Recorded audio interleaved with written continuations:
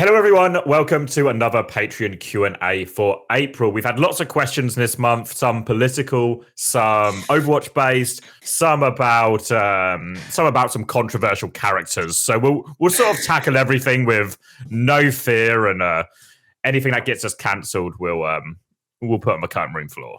So we'll kick right off. We'll just go we'll do it in chronological order. So House asked, the Korean Mafia was an unstoppable force in the Overwatch League, but there was one white boy who gained the respect of the Koreans. Super seems from the outside to be the only white boy to have gained the respect of the Korean Mafia. Do you think there's anyone else who can claim that they gained the respect? Sinatra and Moth. I think Astro in that category? Yeah, I was going to say Astro. I think actually, like, Alarm really liked to play with Astro. Didn't want to replace him. I think. Who else? There must be. I'm sure Kevstar had it, right? Like, there was no point. Yeah, Kevstar 100%. No Korean ever wanted to get rid of Kevstar. Yeah. I think, to be fair to the Korean Mafia, they often did it mainly because they just wanted to play with better players, you know? Like, maybe sometimes they didn't always give people the fairest chance, but I think 9 times out of 10, their intentions when providing the Mafia were, if you're good, then we'll let you in, you know? That's the nature of Mafias, I think. They only really want people who are all in. I imagine Ben Best was putting up people. If Ben Best was putting up Kev's numbers, I'm sure Alpha Yi would have been okay with it, you know? Never personal, just don't think you're very good at the game, so you need to die. Literally, yes. All right. Then the next one is it's about the Minecraft movie, and if any of us have intentions of watching the Minecraft movie. You really just asked every question that came to your head, Run Slayer. Like, wow.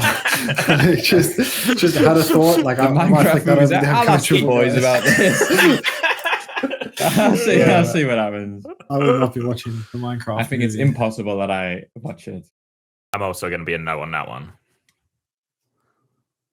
Okay, then this one, actually Overwatch based. When searching for a replacement for Provide, no comment, of course, how did you guys find Landon? I know that guy. Was there anyone else we were looking at the time? We trialed him already, hadn't we? I'm pretty sure in that year. And we're already pretty keen. Yeah, it was like he was like the one that we didn't know about in trials, but was like, I think he came like second or third in like our internal trials. But because like we didn't know him, it was like that's like a good sign, you know. Whereas like a lot of like the established talent that like players that we knew were good, maybe weren't as good. So we trialed him. He was next up with Provide, because I think there was Provide was also, did you not have an offer from Mayhem at the same time? Like it was with like I had to really. Yeah, because I had to like convince him. Ironically, it was like Provide was like, oh, if you get Backbone, then I'll join because I want to play with Backbone, blah, blah, blah. And there was like this like dominoes where we signed Backbone first, which then got Provide, which then got everybody else involved. But Landon, like if Provide had said no, it was probably Landon that we were going to go with anyway, based on the trials, I think. Yeah, there was even a point where we were really considering getting Landon as like a Lucio player as well. Or as like a sort of mainly second flex support / bit of Lucio as well. That would have been a bad move too. Like a really bad move. It would have been. I mean, Leadfoot Landon is like he's really bad at Lucio. Like, I think you actually spoke very highly of Landon as well at the time, Hunter, which I think helped bump him up our power rankings. I think so. I your time on. Unironically, feel like I might have said something negative about him from my time on that previous team, but I kind of just fucked him. You know, like I put him on main support. He was fucking terrible at it. Like, so I don't know. I'm not sure if I said something positive. If I remember right, I think most of your positivity was more like, he's a good kid type thing, you know? Yeah, I mean, he was obnoxiously positive, so that's something, you know? Like the facial expression Chris, he just pulled, like it was really priceless. Really amazing. Yeah. He's a nice guy. I mean, it's not a hard player to find, you know? He was like always rank 1, so it's easy. I don't know if you guys had like requirements of like, you know, it would help if he's American or something like that. But, you know, it's like when he's hard stuck rank 1 in America, like, it really helps. I think we actually had to go full American pretty much because by the time Provide got caught doing the dirty, as they say, it was like they do. The season had already started, right? Like we were already Landon out had there, like a week Yeah. It was literally like a week he got to the house before our first game, right? Like the timing couldn't have been too much worse. Yeah. All right. Then it's Hunter's favorite time of month. It's Tier time list for a time? tier list. Yeah. This one is very different. It's very different. So I think you might actually feel positively about this one. Nigel Farage. Yeah, so this is a group of people, and we have to rank them based on how they would do as Overwatch League coaches. Like, which category would they fall into on the left as far as an Overwatch League coach? All right. So I think we've got Osama wins Al. 100% wins Al. He's pretty Bin ruthless, Laden? right? Yes, bro, 100%.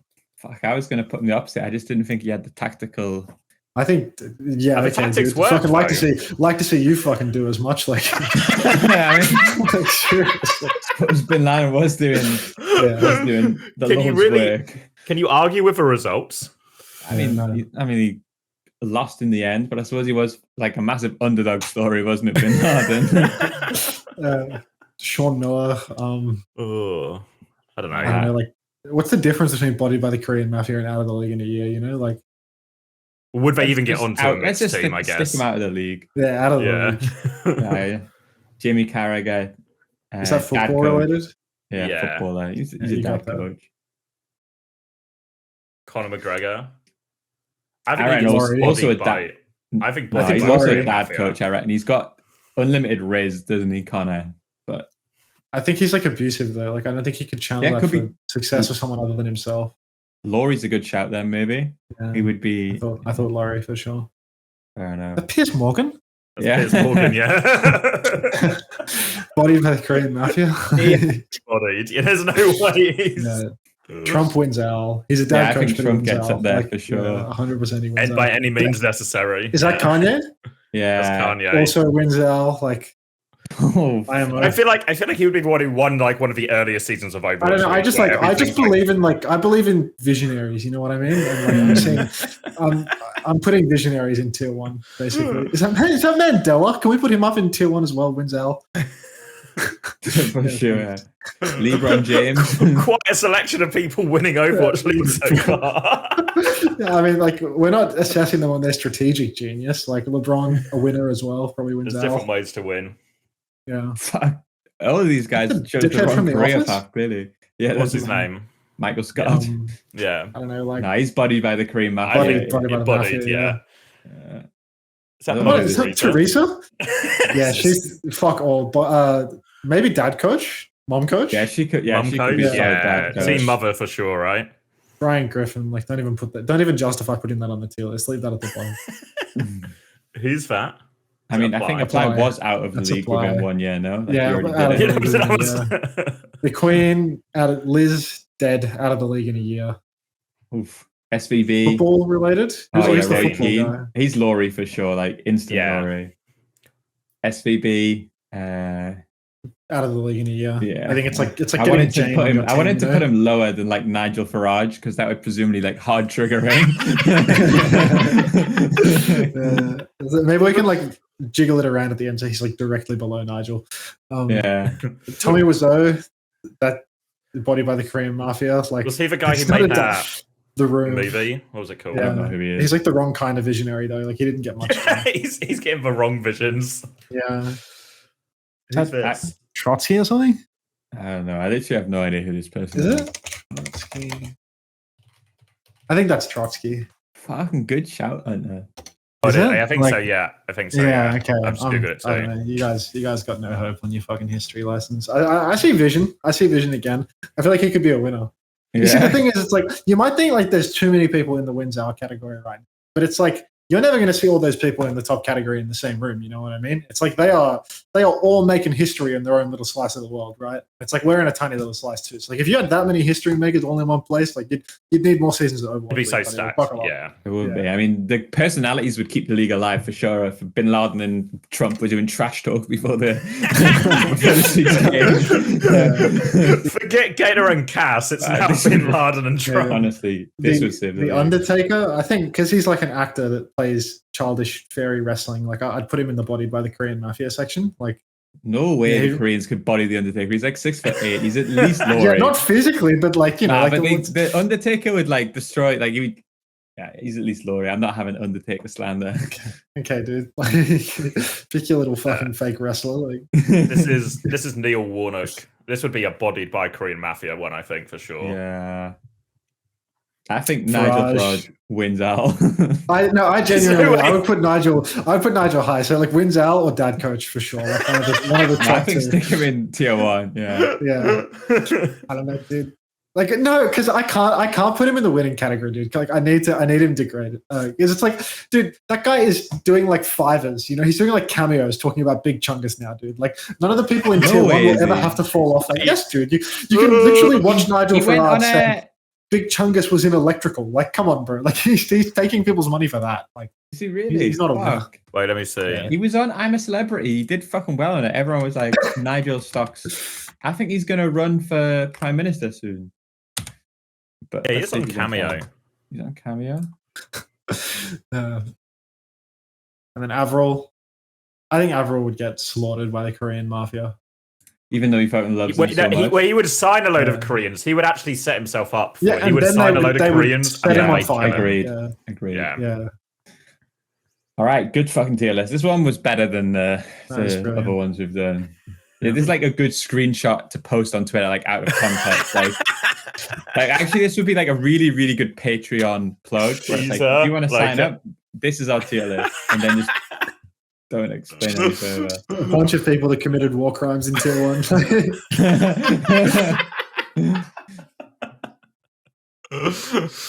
All right, good tier list. All right, and then a more straightforward question. What was management like for each of you guys? Did you have much interaction with the owners of the team? You want to go first? Yeah, I mean, I think I was pretty lucky, actually, I think, with my managers, because Tucker, especially, who was on Philly, is like the richest fucking guy. Like, he's actually the richest person I've ever met by far. But he was like super fucking sound. Like he would always come in. He would always look after you. Like he was the type of owner, especially like in the old days when Overwatch League was flourishing, where we were like, oh yeah, we'll go out for dinner. I'll pay for it. Like, you know, like the type of owner that would like spend his money on the team. I think Jack was obviously a little bit more less happy to spend money on the Overwatch division, but he was always really, really, really sound. You know, whenever we did need to make roster changes, he was always like really up for it. And whilst he never really took us out for dinner, although he promised a million times, like whenever you saw him, it was like, yeah, nothing bad to say about them. So I don't think I had any bad management. Yeah, the Atlanta management, they were like really hands off. Actually, no. Before then, okay, there was the Immortals management for Valiant. They were awful. Like I don't know, they were doing their jobs or whatever. But Immortals was like super concerned with like all of their optics, you know, like they didn't care at all about competitive or the results or the happiness of the team or anything like that. Like they were just purely concerned about the optics of the team and that it looked like we were giving everyone a fair go. And they loved the idea of like an underdog story, giving underrepresented players a go. But the reality of the situation internally was that it was like the Korean players are absolutely fucking miserable, and you would complain to management and they would do nothing to help the Korean players out at all. So like that was just a team that was so dog shit from the management side, because like basically the people at the top didn't give a shit, but all they cared about was looking like they gave a shit, which was terrible. Atlanta management was sick. Like they were really, really nice. They would facilitate literally anything other than a paycheck in my bank account. They would do like a lot for the team to win. Like they really wanted the guys to win. They gave us like lots of different tools and opportunities along the way to basically help out and to get things moving along. I met them once ever. They came into the office. A guy came in. He shook my hand. He read something out from the bloody coaching channel that I'd written to Hawk about how he should fucking top himself for what he was doing, and he said how he thought that was awesome. And I was like, yeah, great. It's like, you know, it's like the guys that own Atlanta, they're like trumpers, you know. Like the guy walked in and he had like the red hat on and everything. It's fucking amazing. Like Paul and Erica actually like legends. I really, really appreciate and respect those guys. And then I say how they didn't give me a paycheck, but then at the end of it all, you know, they bought me a flight home that cost like fucking $10,000 and they paid for my hotel quarantine and all this shit. Like they definitely gave me my slice of the pie at the end of the day. I was just an expensive assistant coach to have, so I didn't get much by way of salary. So the Atlanta guys were fucking amazing. Like they really wanted to win and they did everything they could to do so. And then the Gladiators people, they had the unlimited money glitch, but again, they were kind of like concerned a lot about like optics and, you know, things being a little more serious, but they were way better than Immortals. Like they were actually good people. They would treat you like a human. They gave us lots of opportunities again to win. They tried to facilitate stuff as best they could, but, you know, they were navigating through this like mega fucking cummy web of like corporate wank all the time. So it was really difficult for them to like, get things done sometimes. And then at the beginning of 2023, they lined up like 100 people in the office and like opened fire on them from the back of the head, like some sort of execution. So basically everyone died in the office and all that was left was one management figure. So that was a little bit tough, to lose every single person that had ever worked at the company. But, it is what it is. Like it's not like that was Brenda's fault. The organization just accidentally spent like $1 trillion more than it should have and was a super unsustainable industry. So it can happen. It can happen, yeah. I think and then and then shout out to the London management as well, because then after everything was over, I got to live, stay with the London guys for free because Jack, Chrissy's boss, just decided to be like, yeah, he can stay with us, he can do whatever. I'll pay for his flights and his accommodation too. Like, big ups, Jack. That was sick.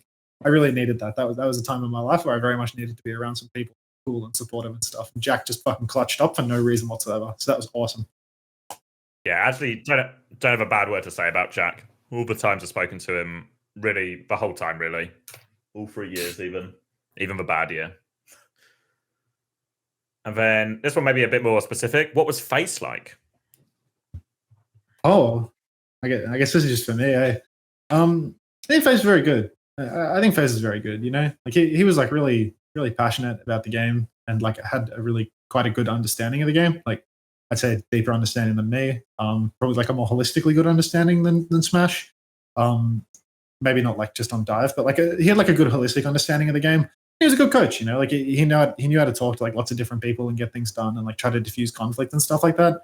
The problem with Face is just that he wasn't like this like big personality, He's like a quiet guy. He kept to himself for the most part, and he was like, because he's a lot older than the guys, and he wasn't like I think that the way he approached stuff generally, it was like he was a serious dad coach, you know what I mean? But like I feel like his style just wasn't really like perfect because he's just not like a big enough personality to be like dad coaching everybody, and he's quite serious, like he had the content, but at the end of the day, he wasn't like super strict, because he was too interested in treating people like humans and being nice to them to be like a Korean style asshole.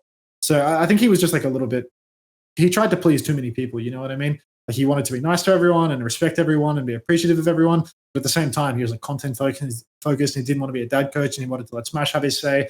So I think that like overall, Face is a pretty good coach. It was just like he was in a pretty difficult position, and because he's not like a strong personality that'll like take over and tell everyone to shut the fuck up and do it his way.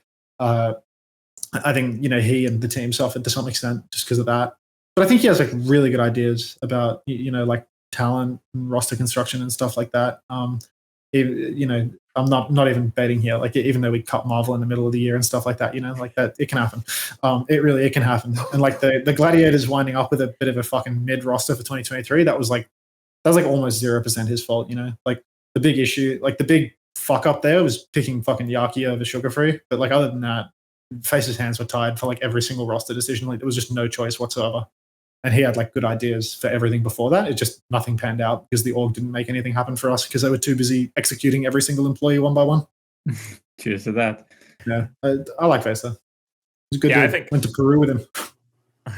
I worked with Face a lot, like pre both our times at Overwatch League, and he was always super helpful, super knowledgeable. Was a big part of like why I started coaching as well. So no real bad things to say about Face. Oh, another thing actually on Face is that he's like bad things to say. Of course you do. He's like crazy with like talent development, because he's like really interested in scouting and stuff like that. He's like really interested in developing talent overall and like getting people into it. It's like one of my friends who's like the manager for my team. He kind of like got me into pro in the sense that it's like we played PUBG together one day and he told me to sub for his team, and then that's how I got into pro. But like Face is one of those people where it's like he was always in the OS scene when I was starting out, and it was like randomly he would just like talk to you and give you like, he would just like bait you to like continue working hard to like be better. You know what I mean? Like he's really good at like making people be better. I guess it takes certain personality traits to put in the work yourself to actually become better and whatnot. But Face is really good at like identifying those people and kind of fucking baiting them and feeding them along. And it's like you can give people a bad rob where people think that maybe you bait too many people, or you're a snake or whatever. But at the end of the day, Face is really good at developing talent because he would give lots of people hope that they could be more than what they currently were. I think he's very good at that. I always thought he would be a good general manager because similarly with me, I think he would be peak general manager, 100%. Yeah, I had like no clear intentions of where I wanted to go in Overwatch, but then Face was like, "Oh, you want to come coach for this? I think you'd be good at this." Yeah. And then one thing leads to another, and then here we are several years later. So actually, I think he's very good at that sort of stuff. Yeah. And he's actually like a really good bloke, like a really, really good bloke, which I think is a valuable trait to have, because he treats people like people rather than objects or numbers on a spreadsheet. Shout out Gumba. Yeah, people don't even make it to the numbers front for Gumba, dude. All right, then another one down the memory banks. We've all worked with Hadi at different parts in his career. How do we think he's grown and changed over the years? Weight loss mostly. Yeah. Well, yeah, he's shifted. How much did he shift in the end? All of it? Half of it? Yeah, like all of it. Outrageous amounts, yeah. Mm. Yeah, I mean, I think I got like I guess I got the good side of Hadi, right? Like, I think everyone spoke about that. He was like always like a really good like player, really good teammate, but I think sometimes in his early days had like he couldn't control his emotions or his temper. So if they would lose, then he would kind of like pop off. And one thing that was said to me by like management and stuff is, I don't know if we should bring Hadi back because, last season he had moments where it was pretty difficult. And I had a conversation with him, and basically what I said to Hadi was like, yeah, I mean, please don't do that as much anymore. But I kind of understand if you're like 1-21, then it seems really, really unreasonable to not have any to just be like, yeah, that's fine. Like, keep it going. Like, I think it's almost like a red flag if you like went down with the ship and didn't say anything. But obviously we had like mainly success. And even when we weren't having success, I think he has that edge to him, like a real like competitive person where if he thinks like he didn't do something wrong, he thinks we can play better, he'll say it.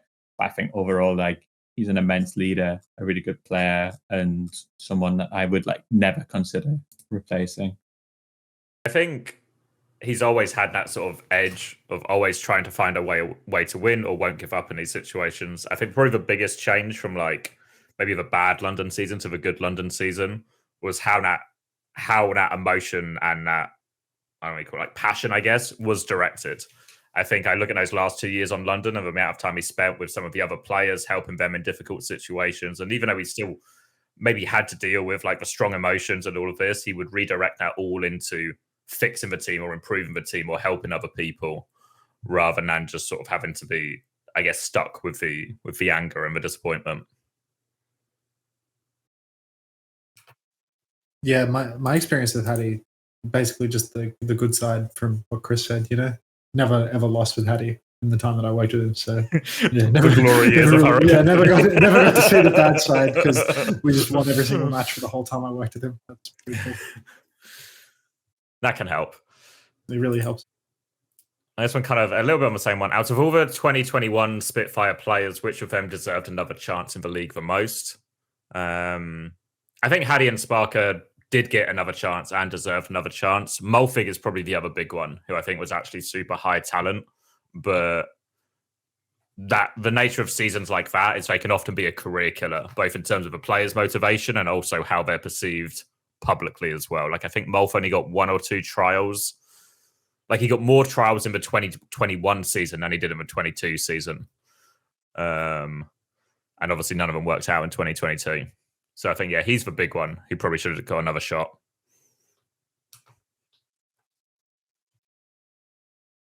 Anything from you, Chrissy?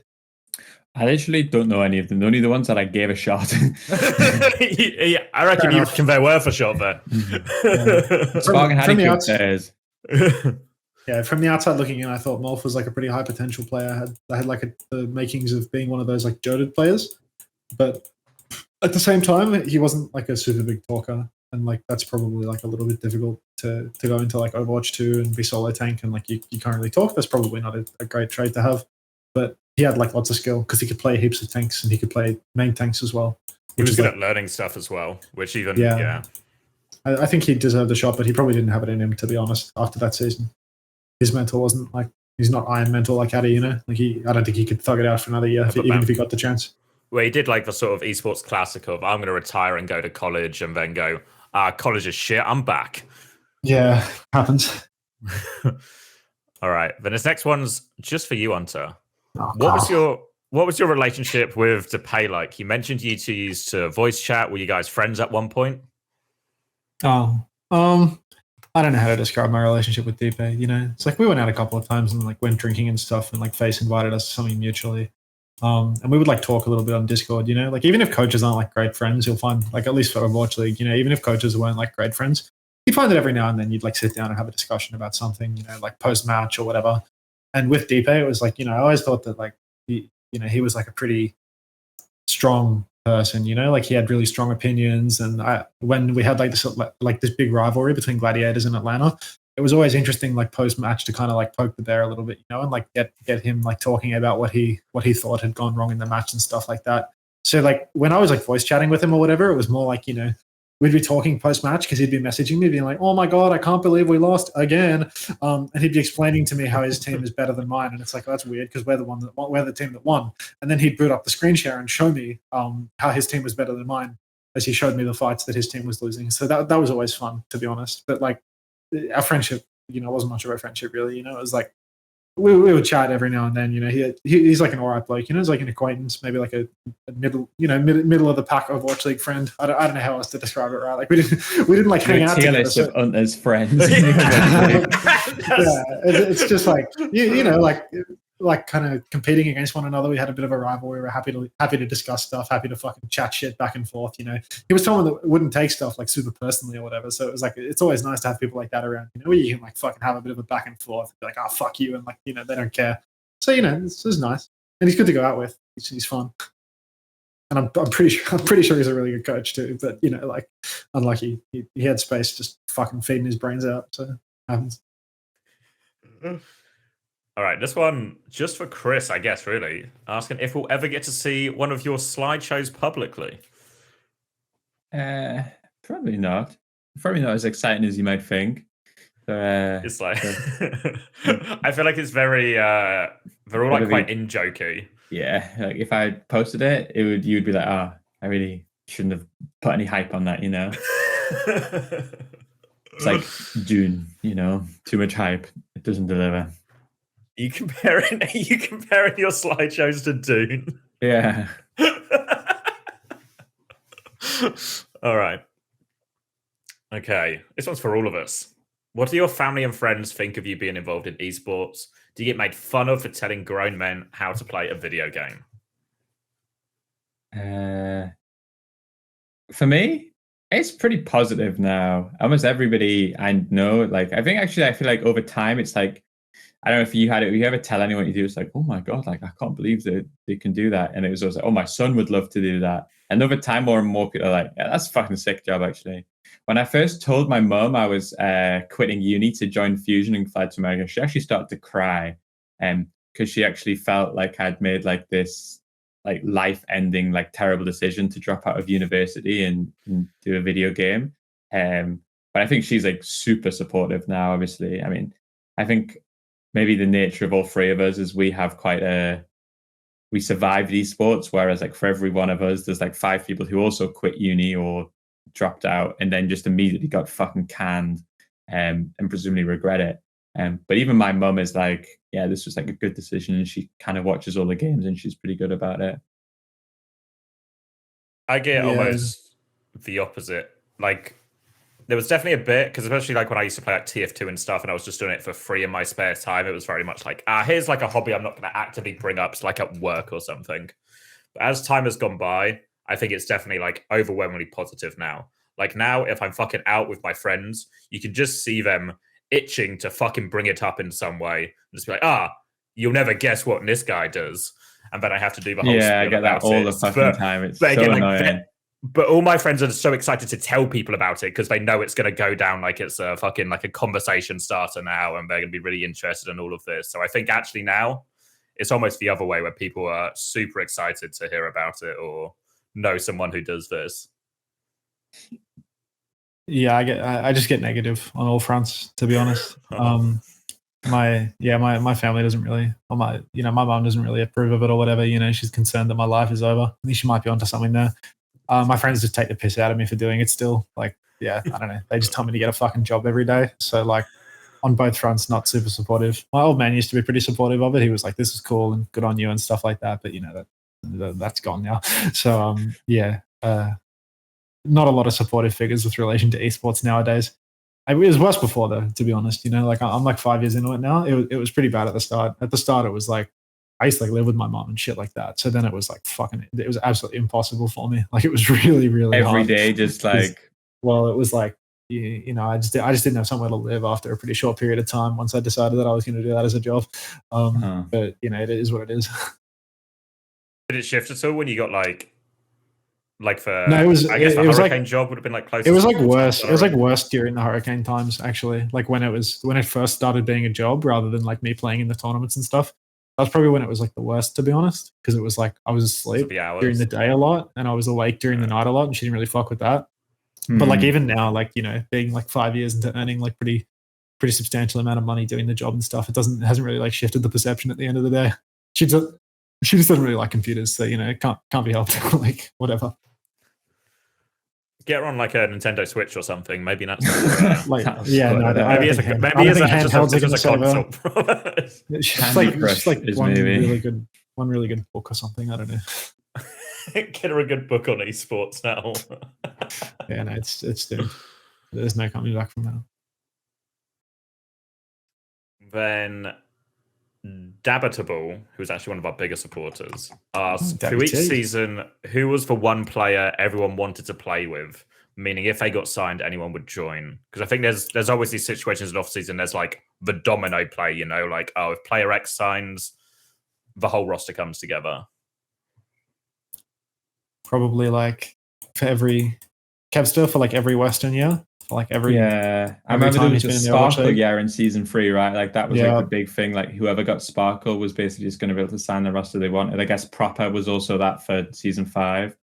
And like even last season 6, there was Lip was like a really big keystone player for like getting players on Atlanta. Like they went big on Lip initially to get other people in. So like Lip was a really big deal for season 6 for Atlanta.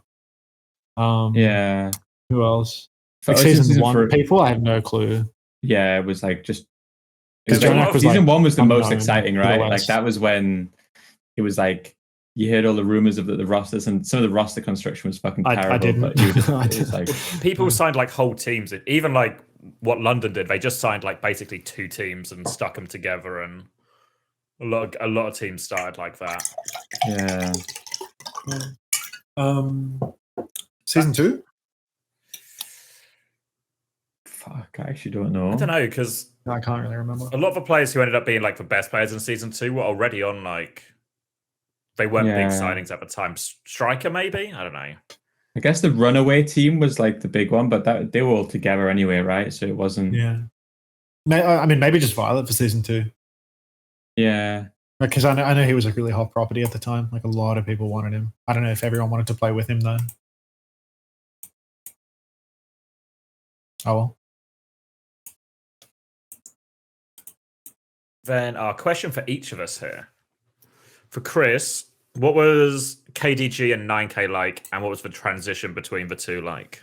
It was actually, the transition was really tough. Like, I don't know, KDG is always at this figure, which is always like super polarizing. I think KDG is actually fundamentally like an unbelievable, like in-game, like structure coach. But I guess what it seems like is it was one of those things. It's like what we're talking about, how do you know, like if you always win, then maybe you only see the good sides. So for us, we always saw the good sides of KDG and like the structure. You never really had to motivate us because we just won every scrim and won every official that year. But then like, maybe in playoffs, once we started to struggle, and maybe that's when players started to see the bad side of KDG. And I think 9K had a really like difficult time because obviously we had all the visa stuff, but I think fundamentally, like in our head, we were like, what we want KDG, but we just don't want it to be KDG, you know? Like we want 9K to come in and do all the things that KDG was doing in terms of the structure and the in-game coaching and the way that we played, but we just don't want him to be a nasty person to us when we're losing. But 9K comes in and 9K's style is way more chaotic, which you can probably tell, right? Like the guy screams chaos. So he like KDG maybe wanted to coach you like the specifics, like always specifics. This is how you should play. This is what you should do, blah, blah, blah, blah. Whereas 9K wanted to teach you how to play the game in like a holistic sense. Like you should be able to read this situation, do this, do this. So like actually their like style of Overwatch, I think was somewhat like fundamentally like opposed, right? Like it was like almost the opposite.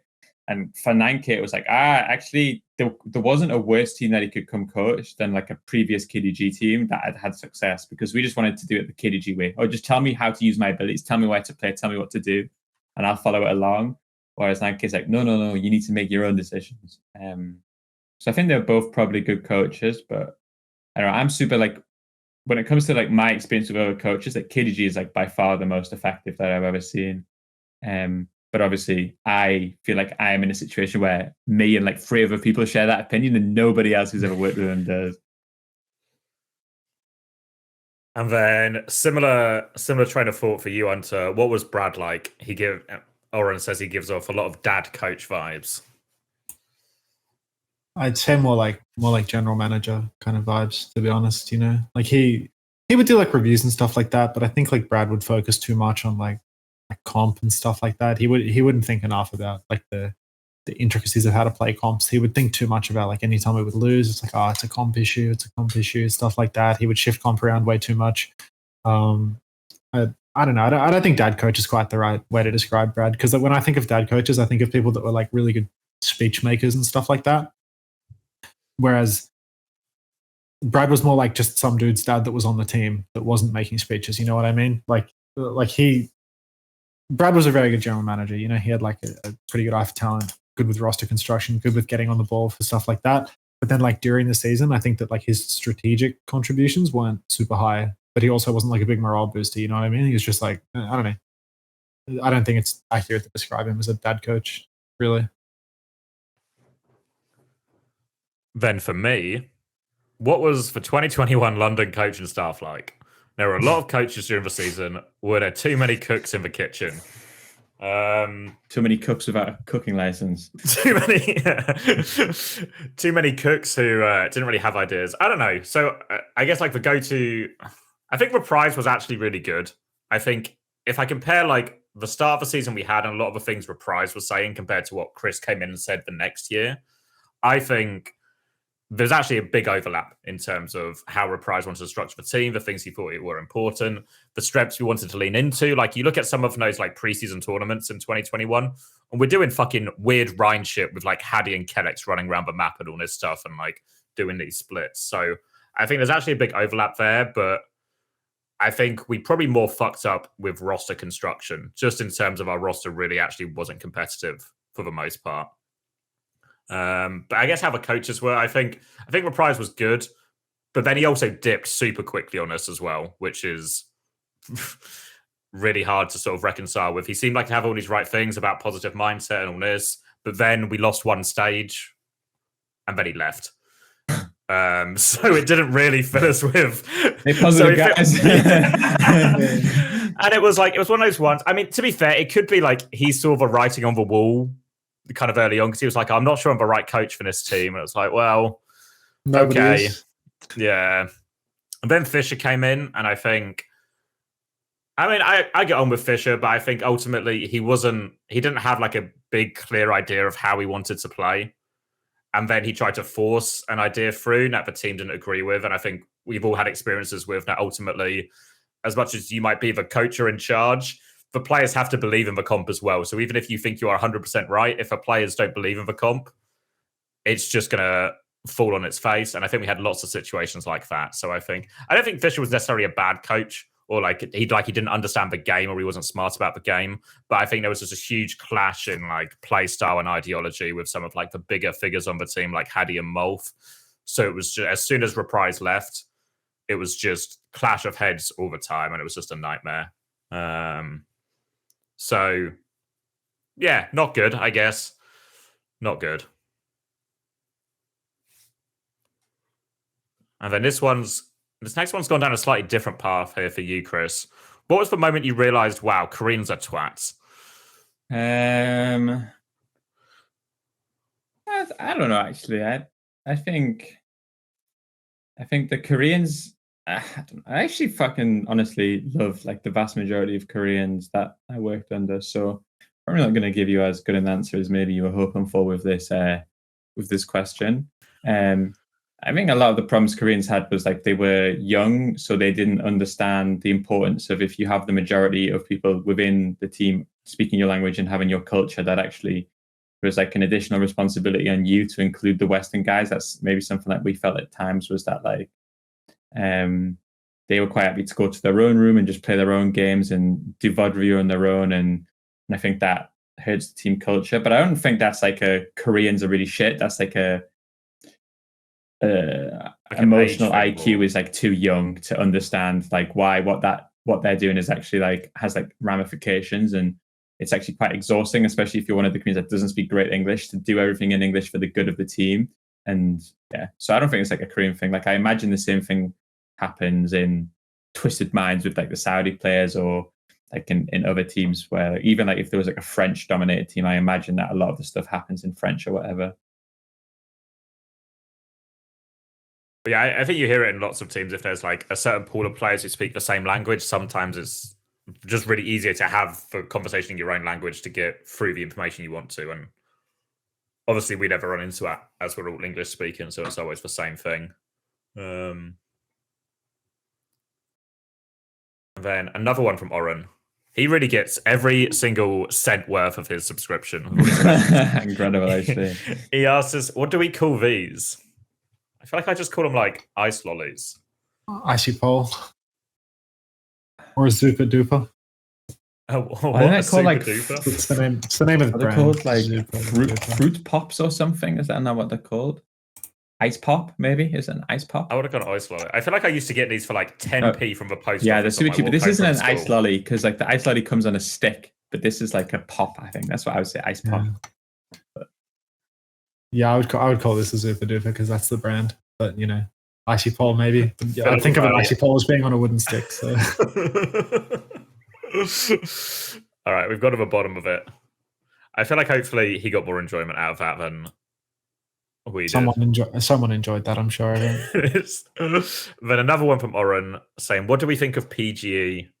Is he the savior of Overwatch? Maybe $2,000 a title. Savior's a stretch, but he's a good streamer. I mean, like, he's done ironically like what the game needs, which is like a personality who also like is interested in the game competitively.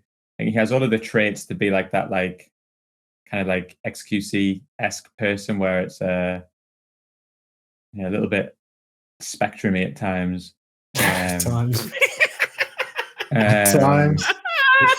But I think that more people like PG are like one of like the, we are every week on the podcast, we talk about how to save Overwatch. And the more I think about it, the more I'm like, yeah, maybe I need to become a doomer like the fucking rest of us, I think one thing that can save it is a savior, which is like a personality streamer, competitive player. So I think PG, unironically, is like the best bet we have right now, but hopefully we can get someone else to support him in the ranks.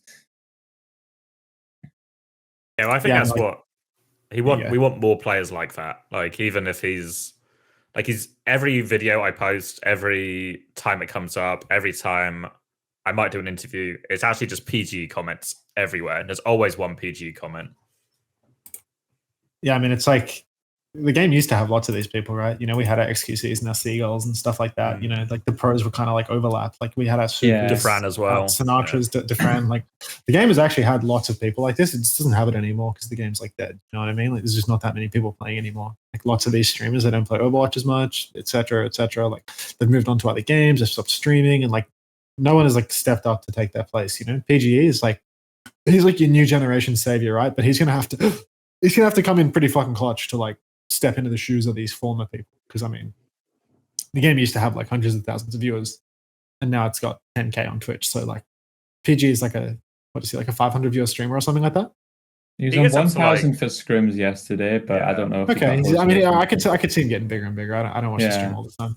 I think what's true is he did used to be around 500, and he has like he's growing pretty quick. I mean, if anyone's going to be the next big thing, it's 100% him, because he's a really good streamer. He's a really good streamer and he's a really good player. So it's a really I think getting to Dallas is huge as well for them, right? Yeah, it's good. And then Ruv asks, what are our general thoughts on hero reworks? Is the community too quick to say a hero needs one? What would you want a new hero to bring to the game? Fuck, honest to God, no idea. Really no idea. I think their reworks are usually pretty rubbish, to be honest. Like they don't change enough. Yeah, they don't reworked like Roadhog, Sombra, Roadhog, stuff like that. Like I think they try to give these heroes a new role while maintaining the hero's identity, but in their attempt to maintain the hero's identity, they just managed to change nothing. You know what I mean? Yeah. Like, they rarely, like for instance, the Sombra thing. It's like she's still annoying for the exact same reason. Like her hack still, they just nerfed her in like a weird way. You know, it's like her hack still takes you out of your fucking abilities. Like her ult still does the same. She still fucking goes invisible. Like, you know, Roadhog, he's like still a big shieldless, armorless fucking health battery that heals himself. Like with a hook that pulls you in, that one-shots you. And it's like they lower the damage on the one-shot so that it's less of a one-shot. It's like if you're not like a fucking 90% shot. Getting hooked in is a death sentence no matter what, because there's 4 other players on the team. So like I think they're terrible at reworking the heroes because they try too hard to retain the identity of the character. Either they should just leave the characters in their dog shit states, or they should, you know, actually rework them so that something is like completely changed, because they never change enough with the rework. I think they should just sacrifice these. Oh, sorry, go on. I think the Overwatch 1 to Overwatch 2 reworks were fine in the sense that it's like, you know, taking Orissa's shield away and giving her a new set of abilities. Like that was extreme, right? Doomfist's rework 1 to 2, like that was great, right? Like they've had some hits, right? But all of the like adjustment balancy ones, like post, you know, where they've basically, you know, like they've given Wrecking Ball, like your grapple recharges faster and you can spread your shields around, or, you know, the Roadhog and all that stuff. Like all of those are crap. Like all of those have done fucking nothing and do nothing to change. Yeah, it almost feels like you can't call it a rework, right? Because in League of Legends, when they rework your hero, yeah, I mean, but that's what I mean, right? Like it's from Blizzard. Like in League of Legends, a rework actually effectively you just release a new hero. Like it looks the same in character model, but like you see reworks consistently with like 3 or 4 new abilities. Whereas like Ball was just, it was a buff. It wasn't a rework, it was a buff, right? I think rework is like a marketing ploy almost from Blizzard, right? To like sell that, like it's, yeah. They use it with heroes they are perceived as problems, right? Like Roadhog are like, oh, okay, we've reworked it, so it'll be different now. We've reworked Sombra, so it'll be different now. Yeah. They were teasing these reworks for ages too. Like they were multiple seasons deep into the like the roadmaps, and then like what they actually wind up delivering on is so fucking underwhelming. It's like, wow, that's crazy. That took 6 months of road mapping. Like, wow. Yeah, that's healing. Like, it's now bar. It's like there's no new animations, there's no new anything. Like it's literally just the exact same fucking hero with some different numbers. Like what do you mean a rework? Like Ball was literally for months and months that we're talking about this Ball rework, and when you think about it, it literally could have took them like 30 seconds, presumably. Well, I think some of these heroes, they should just be willing to sacrifice as well. Like, who cares if Roadhog is a niche hero, right? Like, all of these other games just have heroes that are kind of niche, right? Any class-based thing will have some people that are just, like, a bit rubbish or a bit niche, where you only ever see it in ranked. Yeah, I mean, there's certain heroes which it's clearly impossible to balance in a way that's going to make you happy, so just make them niche. Just accept that they're just not going to be... Like, I don't know, maybe it's a hot take from me, but I actually think original Roadhog was like the best version of Roadhog that they've done, that had like clear strengths. We couldn't walk. I mean, like, I guess like with maybe they could have added some of the buffs, but like I think like the fact that he's now like unfucking killable is like a big problem, you know? Like I think the one shot was fucking fine. Like make it so they can one bop, but also make it if he gets caught up and he just instant dies. But I feel like they try to like curve the edges, you know?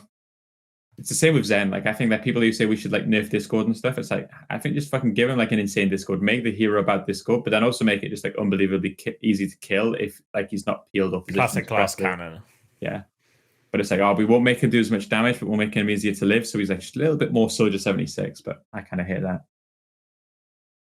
My feeling was like, they should just make, you know, how you were saying like there are characters that, you know, they're kind of like never going to be good at high play. Are they going to be problematic? I think that they should just like make these characters broken occasionally, you know? Like, I like the idea of fast balance cycles, like short balance cycles, where they'll just like, you know, they'll just like make stuff broken intermittently, you know what I mean? Like, because you don't have to pay for the characters in this game or whatever. Meta. Just like well, kind of, yeah. Not I agree. To that level of extreme, but like, for instance, like I hate when they bring out I actually really like when they bring out new characters and the characters are broken as fuck. Agreed. Because I think they should make everyone play the characters and they should check up the meta. It's just like they should just adjust it down later. You know, people learn the character and then they nerf it. You know, like it should be simple, but they don't do that for whatever reason. Like they bring out a new character and they pre-nerf it 3 times so that it's dog shit on release. You know, like look at the Lifeweaver and the Venture releases. Or they do something like Junker Queen, where they bring out Junker Queen and it's really, really, really fucking broken. And then because of how the tournament cycles work and how the patch cycles work, it's broken for months and months and months. You know, like they just seem incapable of the in-between, where it's like, I don't know, make it good for 2 weeks and then nerf it. Like it's not that hard, is it? Like, it feels sometimes to me that Blizzard have so much pride over the heroes that they created that like they don't, Sarah worked really hard on Lifeweaver, so when like we're gonna make sure that this hero is like strong at some point. And we're gonna keep buffing it and we're gonna keep it relevant. Like some of the heroes they find it impossible to let them not be like strong.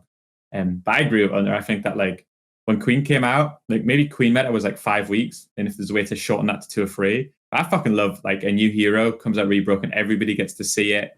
I think that like nerfing Venture the way they did is, I agree with you entirely. I think it's like, I don't understand. You should buff it if anything. Yeah, I don't think anyone's gonna get bored. Like it's literally brand fucking new. No one can get bored of it. Unless of course it's Malga and everyone's falling asleep, of course, Yeah, I mean, if the hero design is like fundamentally just fucking garbage, then yeah, I mean, whether it's broken or not is kind of irrelevant, right? But some heroes, like, they're actually kind of fun, like Weaver's actually like low-key fun, even though Weaver's like a heal bot with the way they balanced it in the end. Weaver is like cool, like Weaver has heaps of like cool shit about it, and Venture is insanely fun, but unfortunately you can't pick it because it's also insanely fucking dog shit. And then the next one from Sapura is actually kind of in a similar vein. It says, the impression is that you guys don't really play the game. Do you think your and other esport personalities' balance decisions should be taken into account by Blizzard when esports is a minuscule portion of the player base? I do play the game. For one, I think that balancing around esports isn't necessarily the most important thing in the world, to be honest. I think that it's actually not the end of the world if things aren't balanced around the pro scene. But what I think they really need to like look out for is if they're not going to balance around the pro scene, they need to make design decisions that don't fuck up the pro scene. And I think that they've been pretty bad with that, where it's like, I think I look at Kiriko and Sojin as like 2 hero designs. Sorry if I'm just like jumping in and interrupting you guys.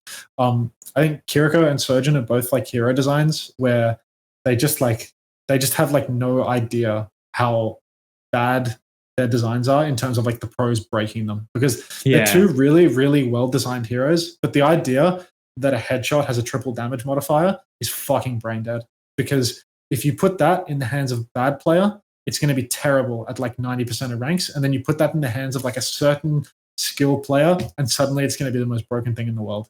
So I think the things that like disproportionately reward mechanical skill and like really, really high level play are terrible, terrible designs fundamentally, because they only reward a certain section and a section of the player base, and they make it impossible to balance the game for both. Like you can actually have a middle ground where you like balance for the shitters, and then you kind of like think about the pro scene every now and then, or they're not the major concern. But if you balance for the shitters and you have hero designs like this and like Sojin, where you had like this 1-hit headshot for like 1.5 years, but headshots are actually really, really, really, really hard to hit.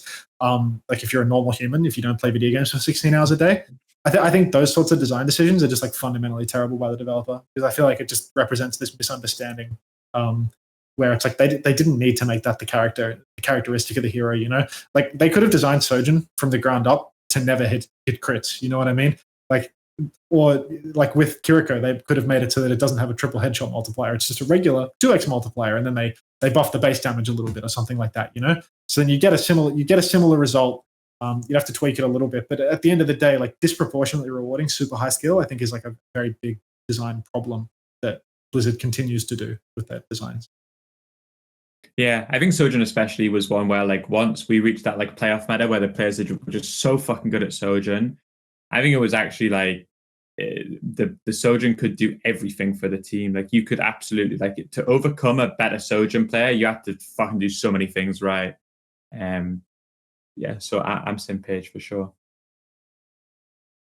Fuck you, I play the game. Yeah, my feeling is that actually like a lot of esports like feedback actually shouldn't be listened to, because I don't know, I see a lot of it and I think it's like it's either only thought about from like a pro perspective, it's either incredibly biased towards like what their team wants or what they want as a pro, and I don't know, I feel like actually like even like you see like fucking like flats feedback and stuff, I'm like Tank is so hard, dude. Buff Tank. Yeah. I'm like, I know it's really important that we give the illusion of listening to the community, but like, fuck me, we shouldn't listen to these guys, because they're all like, they can't think of like we should make this hero good. That's as deep as it goes, you know. Like, there's never any like thoughts after that. Like, I like this hero. Yeah. Would this be a problem if we do this? Like, would this be broken? Like, could we do? Just make this good. All right. I think it's also inherently hard. What I think should also happen on the flip side is the pro scene should care a little bit less about just looking exactly like the, do we need to play every game mode? Do we need to play every map? Like, we can lean the other way as well. And it doesn't need to be like, I think the idea that the two things need to be fucking identical is like I don't know, like a Overwatch League Season 1 idea, you know, where they want everything to be exactly the same play every map. And actually the two things can be slightly different. We can have hero bans, you can have less maps or all of this. And I think that's the way a lot of games go. And there's no reason to like hold on to this idea of, oh, we got to play fucking Colosseo for the 80th time because it's one of the push maps or something. So I think they can be quite different, but still similar enough. All right, this next one is going to be probably a defining point in our Q&A, because if we agree to it, we really open the floodgates. So Oren says, it's their birthday soon. Can we sing Happy Birthday? No.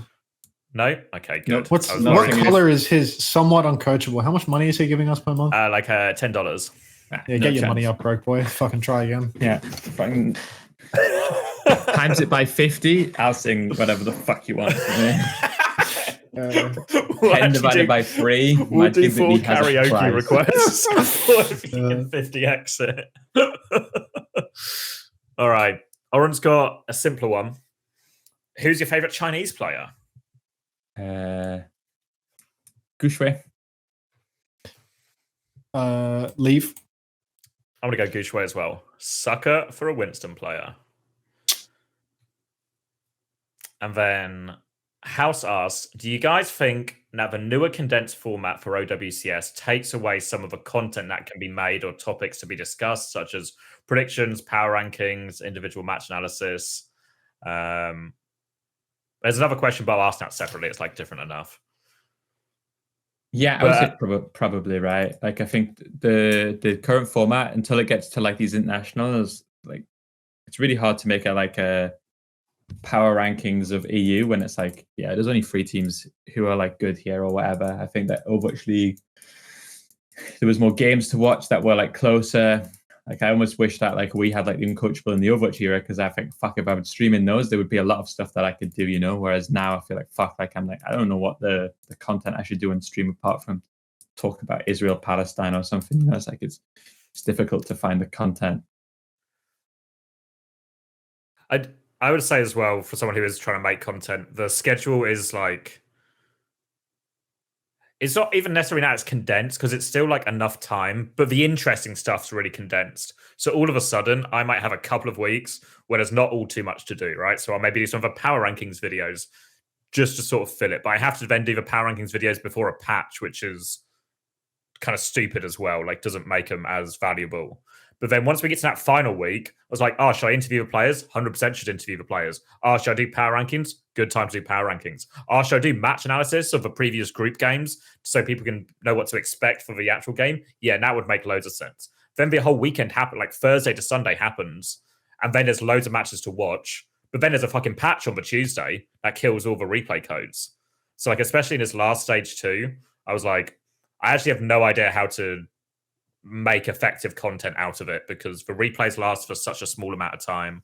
Like, I think Tomovan had to do like a fucking 20-hour fucking stream collecting clips on Monday just because he was like, they're gonna fucking go, I need to do it. OBS Sojin had to call in the fucking, I don't know what you would call them, like just a hit squad of all her like producer friends to render all these POVs and record all these POVs because the replays were dying. And I'm like, what the fuck is this? Is really like amateur level stuff almost. Now everyone's got to do like this crazy 24-hour grind because the biggest tournament of the year so far only has replays available for 48 hours or less after the final match. Yeah, I mean, that's what happens when they do all their pro matches on not the pro server, and like no one has access to the pro server anyway. Like the OPR exists for avoidance of stuff like that. You know, you can actually use the replay codes for more than a day, but they don't use it for this tournament because like I guess too many people would be getting access to it or something. It's really weird that they don't use OPR for like Groups Plus, to be honest. Like, it wouldn't be that hard to coordinate, I would have thought.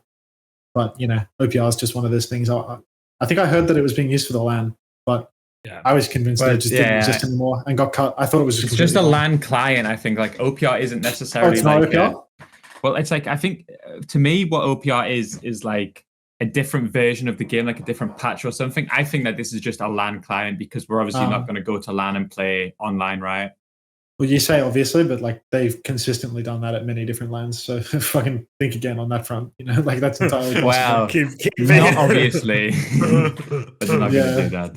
Yeah, I mean, good for the benefit of the doubt. But yeah, I mean, they used to have an OPR to avoid shit like what you're describing, where the replays just disappear and the patch changes and stuff like that. Like, they could have way better continuity throughout the tournaments, you know? Like, if there's a patch change mid-cycle, they can just not honor that and play on the OPR instead. But, you know, Blizzard's esports division has been gutted down to a skeleton crew, so I'm not entirely sure that the OPR actually exists anymore. Yeah, I think that's the biggest for me. It's the biggest problem is there's just like if you have it as a graph, there's just fucking nothing happening. Then everything happens within this week span, and it's just too condensed to happen. Yeah. It's too condensed, but there's also plenty of space for it to be less condensed as well, which is like. I think it'd be good if it lined up with your holiday that you booked 3 months earlier. I think that. Wait, did Blizzard not check when your holiday was booked when they? Should have asked. I mean, that's just it's weird that they didn't ask you. I got the message from Bailey a couple of months ago, being like, "Hey, do you have a holiday booked here?" And I was like, "Yeah, I do." Shucks. Oh, it can happen. All right, then another one from House. How big of a blow to the community as a whole do you think it was to lose someone like Sideshow, who did so much in-depth and informed content in Overwatch League? Him and Bren always seem to like a great duo to have, both as casters on the desk, and feels like they were never truly replaced in a meaningful way. Accurate assessment of the situation.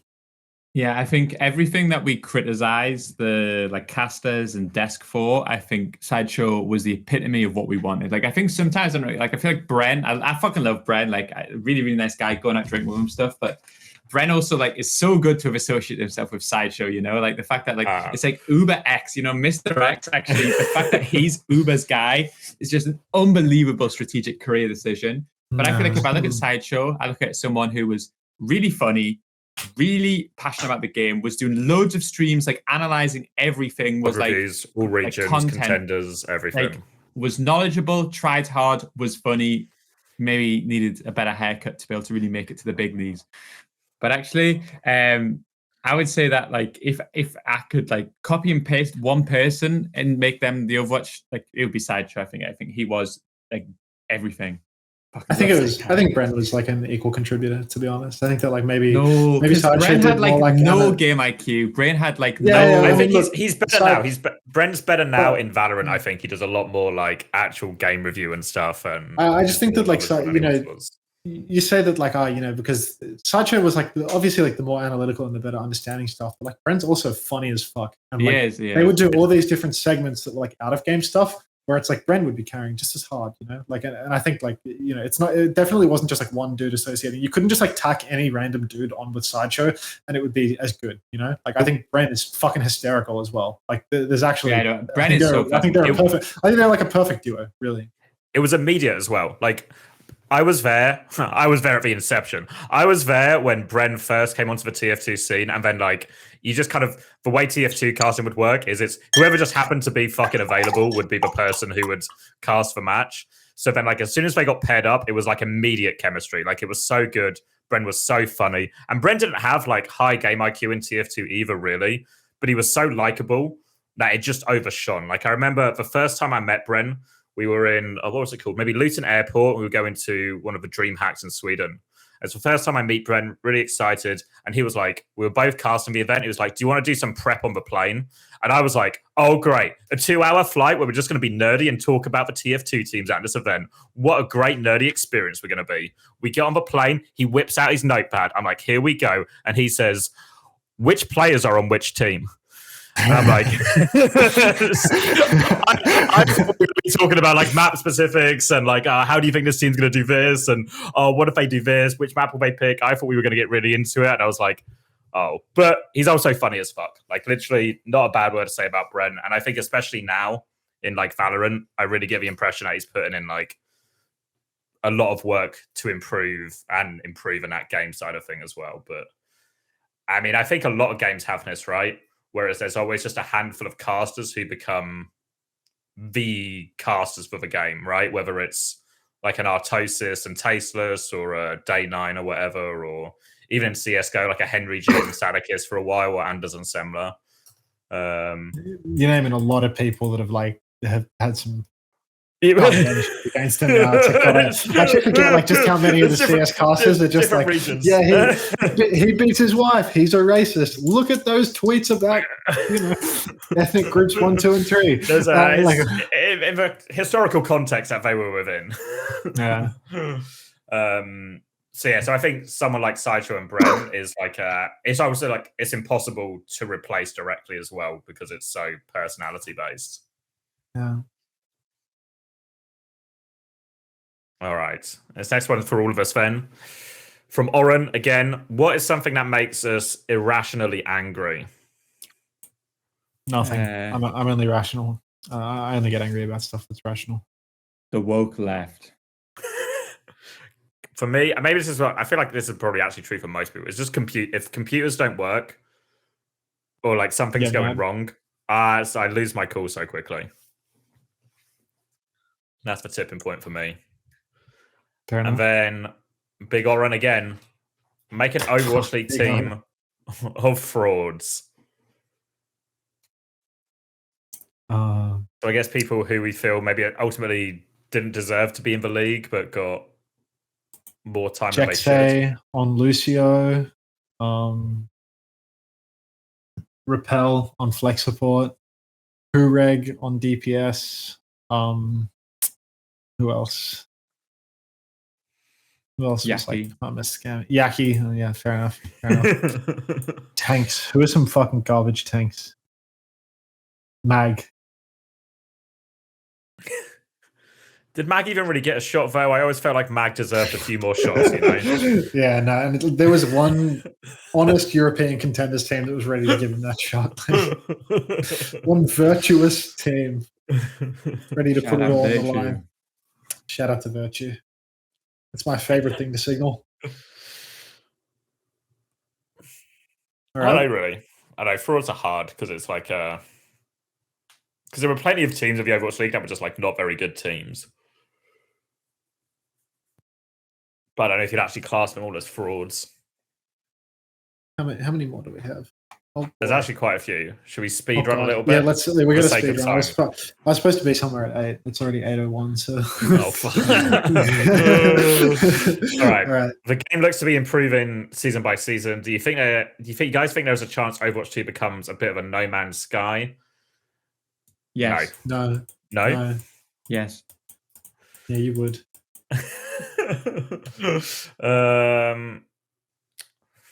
Here we go. Which Overwatch League player / coach like to smell their own farts? No, I feel bad for that person. That person asked many questions. Like, you know, that's that person. You want to be like prioritized first time askers. Oh, just like I mean, we should give him an honest answer. Oren, fine. This guy doesn't. Yeah, fuck you, Oren. You know, we'll go quick with Oren's 100,000 questions, but you know, Targen, like they earn something more honest. You know.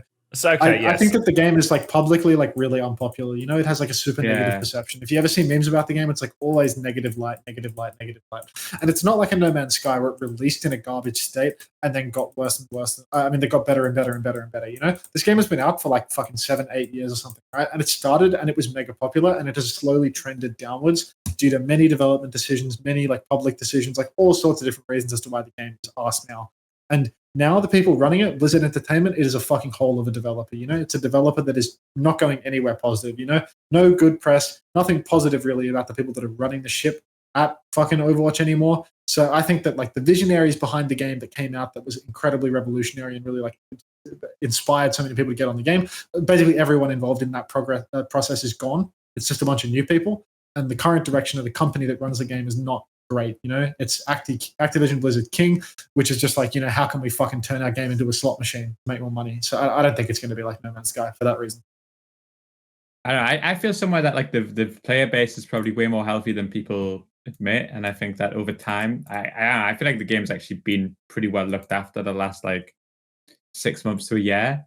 To the point where it wouldn't surprise me if we get like 1 or 2 big streamers play the game again and come back and say, oh, it's quite fun actually. And then maybe we slightly turn it around. Are we going to the top? Maybe not, but I think that like the conception or the perception of Overwatch is going to go higher. All right, then we're on to a string of Oren, so we can quick fire a little bit. So next one references for Jake Lucky tweet, which maybe you saw, which talks about the Call of Duty League announcing a lot of changes in terms of like revenue sharing essentially with teams and guarantees of incomes. And the question is, do you think that Overwatch League should have gotten something similar to this, or? And I think the Call of Duty League is also like gonna die within a few years. Like maybe it's on like life support, but it's clear that this is also this fucking, I don't know, this business model that these franchise leagues with big, it was just impossible for them to ever be run profitably. So I don't know. I think that this is just the same type of shit that they did with Overwatch League, but just maybe a little bit nicer. Also, I think that stuff like the champs bundle and in-game merchandise is something that everyone really wanted Overwatch to do for ages, but the Blizzard refuses to like bend on their IP, it feels like. But I don't look at this and say that COD's now in a good place. I think it's just dying. Just it's taken longer to die than we did. Yeah, I think it'd be lovely if Overwatch League got this. It's just, Overwatch is a smaller game. The Overwatch League contracts were like coming to an end when Overwatch League ended, whereas for COD League, like the contracts are different terms, like they're locked in for longer periods of time, so they have to keep running the league, is my understanding. It'd be lovely if Overwatch League got this, but I think the reason that COD League is getting this is just because it's like COD's a bigger game, a little bit more integrated with the pro stuff already. Like you can buy all the game skins and stuff as well, but with a more popular game. And they were locked in for longer, so they have more of a reason to kind of problem solve. And then Overwatch League player or coach who likes to smell their own farts. DP, I think. DP, I was the impression yeah, I got from him. And then obviously, yeah. The way that Hunter described him, I felt was, yeah. Very fast. Let me show you why my team was so good. While losing, yeah. Any of you ever DM'd anyone to be like, did you see this sick play my team did that I came up with? No. All right then. No fart smellers in this chat. Oren again talks about Funny Astro and Psycho. How have they been bonding with the team so far, and what's maybe the key differences between integrating them compared to some other players that have maybe failed in being integrated into the London core? I think they have done really well. I think their personalities match with the team well. I think the differences are they are better players than players we had previously, which helps. And I think also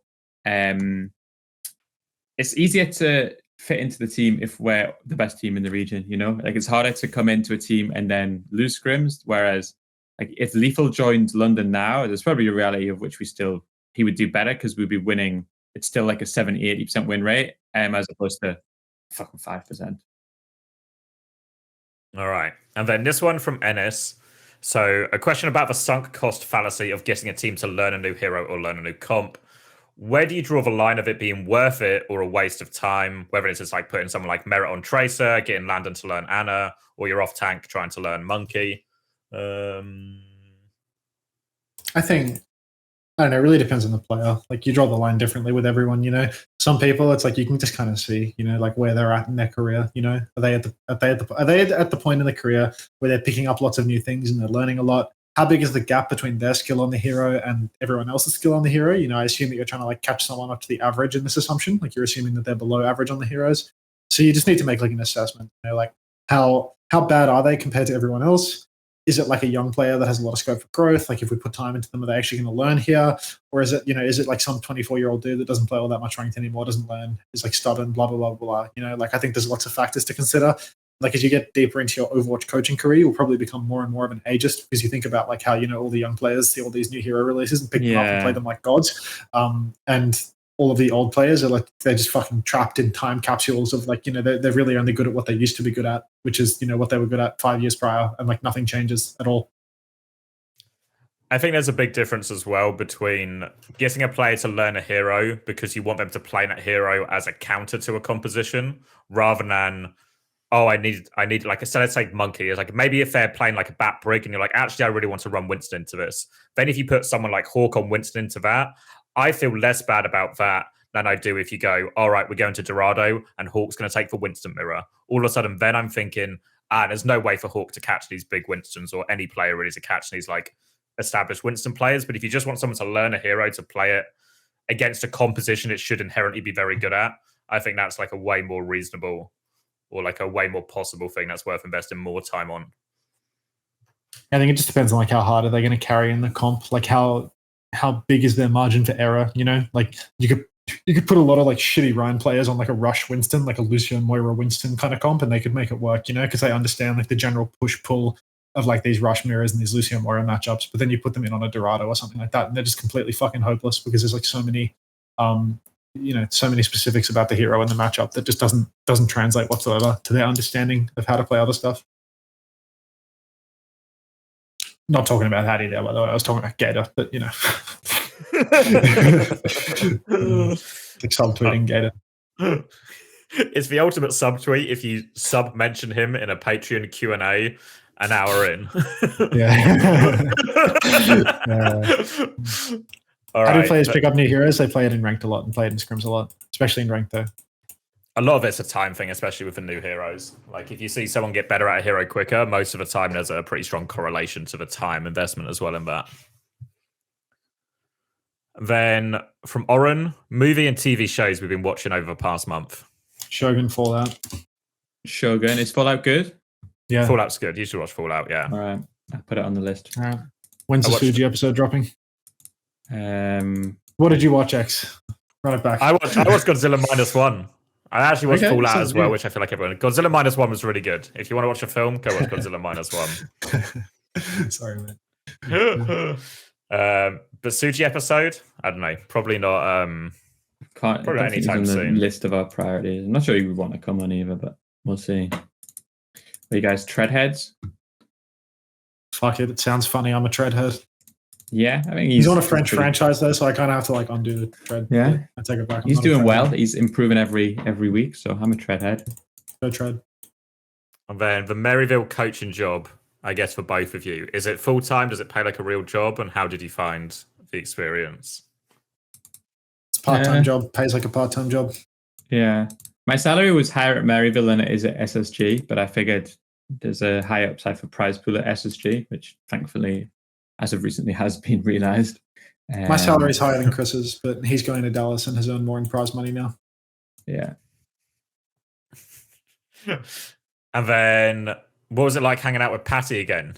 You hooked up in Thailand? It was okay. I like Patty. It was nice. And then for Chris, this one from Qbert. How much does SSG actually pay attention to your team and games, or are they pretty hands-off in terms of only really worry about the results? Pretty hands-off. I mean, our boss like checks on the scrims and stuff all the time and is like pretty involved in the scene, but in terms of like most days they won't like message you, and then they just like if you need something they'll do it. Apart from that, they're pretty hands-off, which is how I prefer it anyway, to be fair. So no complaints about my bosses on a public forum. I don't think anyone from SSG subscribes to a Patreon, so this might be a safe space. Then from Ennis, who is the most unnecessarily complex and flashy player or team of all time or right now? He's talking about ones who do the absolute most, yet it somehow works. So like I don't really know what would fall into this category. It was a Meta Athena. Like there's just Meta Athena, you know, the team. I saw someone putting their Maybers on Twitter the day before. Yeah. I think Meta Athena for sure. Just doing way too much for no reason. It's so funny because I was thinking like back in the day we used to be like so impressed with shit like that. Like, whoa, like it was so awesome. It's like, oh, but it's like, what is the point of that? What did that accomplish? Rotation is actually fucking pointless. Like it actually just wastes your time. It would take so long as well. They'd be like, all right, then we wait for the next wall and our next amp. Yeah, like for sure. Next one for me. Why am I so arsed at FPL? I'm actually really fine at it.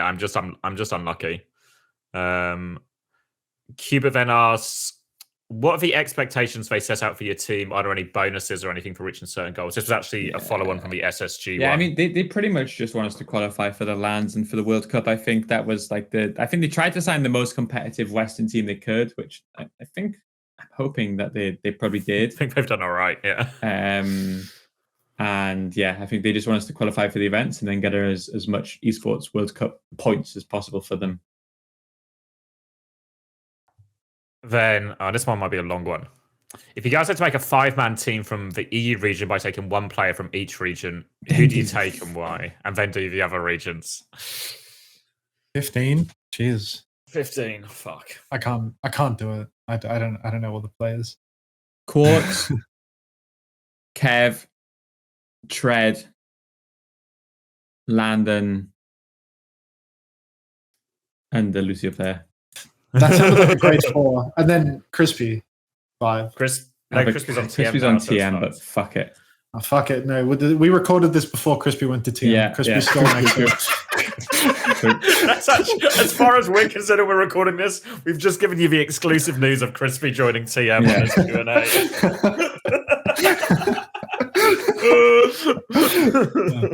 Yeah, I like that. I like that roster.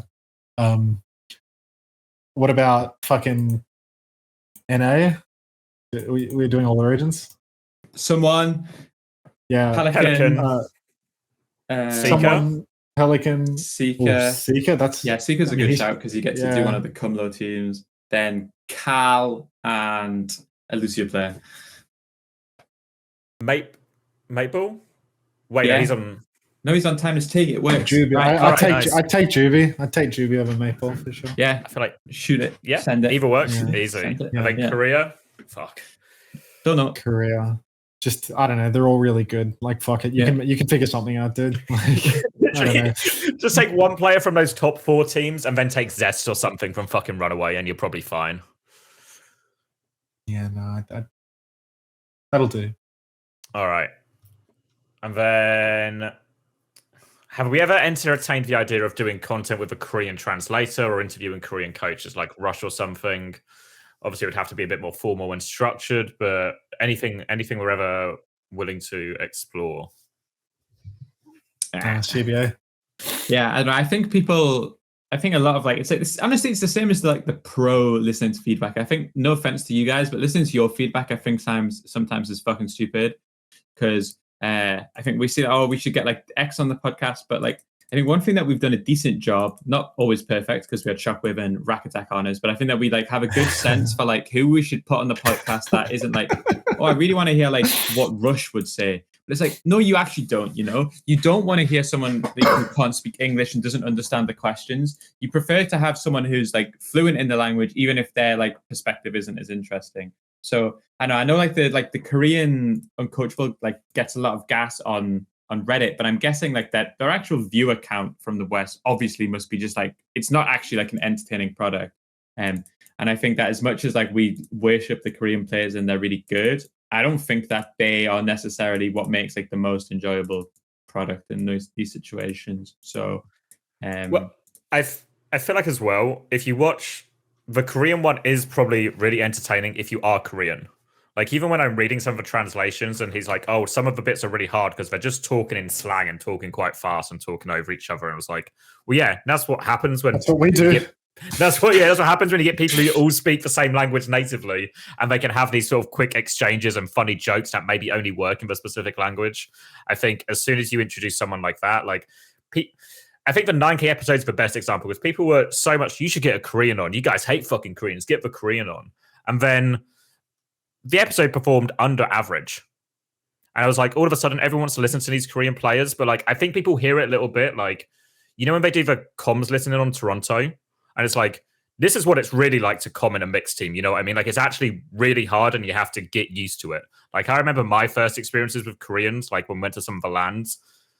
It took me a while to like key on to like, oh, here's how I have to speak. Here's how I have to listen. Here's how I interpret. And that was learning with like being around people like Chris, Unter, and Astro, who had all had years experience at it before. I think it's actually not straightforward at all. And I think we've seen that a little bit in the 9K episode where people are like, oh, it's hard to understand. And I was like, Of course he is. He's not speaking his native language. It's tough. Yeah. It's like people don't even realize like 9K is like one of the best spoken ones you could get on. It's like I think we could definitely get like Junkbuck Krusty. Those two would also be like they would be better guests than 9K in terms of English like without a doubt. Like they both have better spoken English than 9K. But at the end of the day, it's like there's actually a pretty limited pool of guests that we can draw from that can make a remotely entertaining podcast. And even with people, getting someone like Krusty on, it's like it's actually difficult. Like when we did the 9K episode, a lot of people complained about the fact that they couldn't understand 9K. It's like, yeah, that'll happen. Yeah. I think the Koreans are not gonna if we get Krusty on, he's not gonna give us any fucking juices. Let's be real. Like maybe we can do Krusty, but he's gonna be like it's gonna turn into a very, very serious episode where a lot of the humor will go over his head, and he's also, like most Korean people let within the scene, terrified of like saying something that's gonna necessarily like upset people or shit talk his former boys. Right, we're approaching the end. Then for me, what's my plan for the off season at the end of the year as far as content? I'll probably do like more interview stuff. There's an interview I filmed with Hadi it's fucking January now, and I've just never released it. That's more of like I didn't call it. You ever see like Foreign's reflection series where he just not to reference more CS people with controversial platforms and takes, but he would win out for sure. Yeah, he would win. But it kind of like that, where we reflect over our time. I do want to release it. It's just more of like a time sync thing. Like the thing was like fucking 3 or 4 hours, and then to like edit it and put it all together, it actually takes ages. So I've just never gotten around to it because prioritize other content. But I'll do more stuff like that. And then a string of quick fire ones from Oren. Sweet or salted popcorn? Sweet. Salted. Caramel. Favorite American Tornado player? Rhino. Hydron.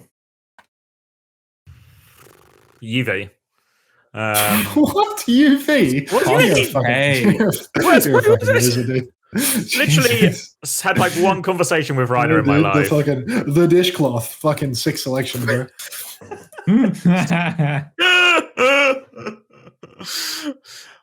And this one, just for you, Hunter. Why did you swap Lastro for opener for the greatest showman team? Lastro told me that he was available, and then the fucking idiot. He's like, I'm completely available all year. I'm doing nothing. I don't have military until 2025. He played the first tournament cycle, and then he sent a message saying, hey, I have military in 7 days. Bye. So I put opener on the team because Lastro left for the military that he told me he didn't have. So, yep. Next question. Yeah. All right. This next one for our thoughts and comments on a mouthful tweet where he's tagged Dream Casper and said, come back, we need you. Mouthful jerks off other men for money as his job now. Next question. Would win out too. So this one from Qbert for Hunter. Is LG actually involved with the team in any capacity, or is it more just a pay Mary? No, they're just paying everyone a little small amount of money to have their branding represented. They do literally nothing. And then this one from Kimmy, also for Hunter. In Season 5 Jotes meta, could you explain why you guys initially put Shu on Sojourn? Why didn't Ans play? Was it a skill issue? Would Ans refuse to play? And could you expand more on the Ans Reiner beef on Ilios? Oh my god! Did we talk about that before? I can't even remember. I can't remember, but Kimmy's got the inside track. Yeah, Kimmy fucking knows. I just got like my eyes open to like instigating between Reiner and Ans for like 2 hours straight. It was so fucking funny. I'll get into that. Okay, Season 5 Jotes. Why did we play Shu over Ans on Sojourn? Ans would like never practice Sojourn, and then he would play it in scrims a couple of times, and it's like, wow, this guy's like really, really, really terrible with heroes that have to press W, A, S, and D. Like Sojourn's a character that has to move. Ans can play like 2 characters, like Ans can play Ashe and Widow. Like really, he's such like a no mover one trick. Like he's like a turret, a genuine turret. He can't aim when he's moving. So Sojourn was like really hard for Ans because he can't stand still and shoot in a rush meta where you have to move around a lot. And he's just fundamentally a really difficult player to have in a rush meta because he wants to stand still and have people play his angle. And you can't really do that on Sojourn, Like, that's just not how the hero works. You move around a lot. You make your angle all the time. You find your best angle. Whereas Ans would literally stand still, completely stationary, and say, play my angle. This is my spot. He'd fucking root into the ground. So that was really difficult. Why Shu on it? Shu's just an extremely high quality player. Like really, really, really, really unbelievably good player. Wasn't a DPS player on our team, obviously. But like, he's literally like, I think he's better at Sojourn than Ans. Like legitimately, I think Shu is better at Sojourn than Ans. Like he's just fucking He's a really good player. He has absolutely elite aim. He can actually move and shoot. He can talk. He can think. He can do everything. He's an extremely good player. And he was on the bench because it was Lucio Brig. And we had the best Brig in the world. Not qualifying for the LAN, mind you. But yeah, basically, like, why Shu? Because he's a higher quality player than Ons. Not to get too deep into like the idea of player quality, but everyone knew that it was like silly and it was a risk and stuff like that, and we didn't put enough time into it. And then when we wound up doing it, Shu didn't have a lot of confidence in it because he didn't get a lot of practice time on it. He only got one map. He only got Li Jiang, so it was just dumb. I think we should have just gone all in on Shu right from the start. We all knew what Ons was like.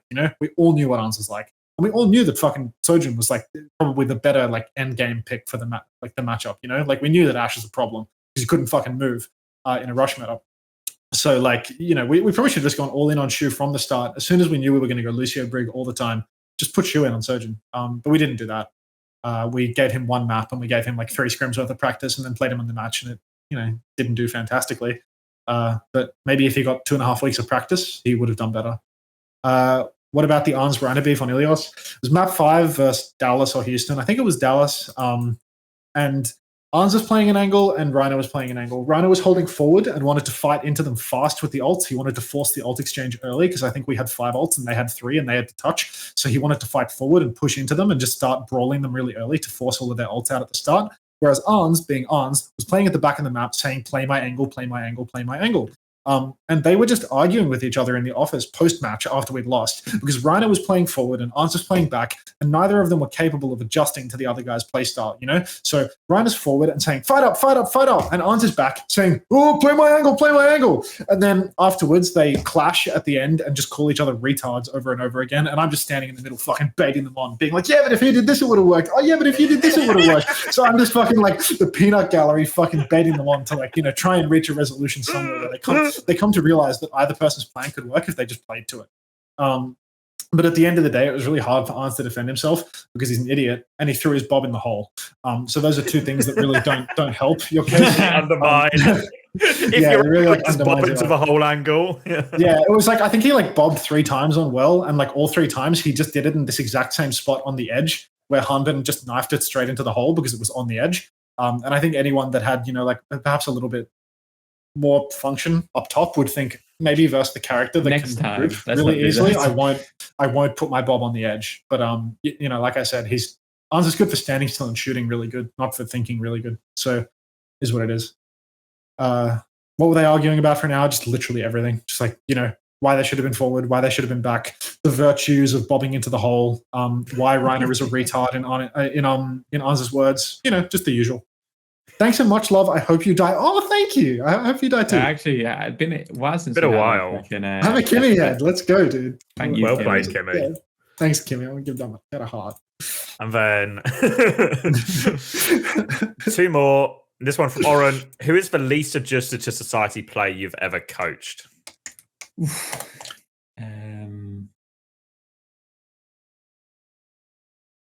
I don't know, actually.